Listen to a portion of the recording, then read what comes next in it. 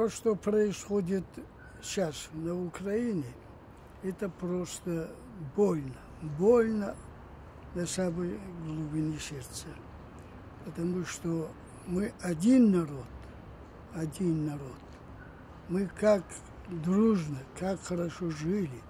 И сегодня появились такие люди, которые мутят, которые путают людей, которые издеваются над людьми, над порядками, которые существовали и существуют. Мне жалко, что этот народ, сейчас невинный народ, страдает. В Крыму, вот, что им надо, что хотят, что от этого они получат.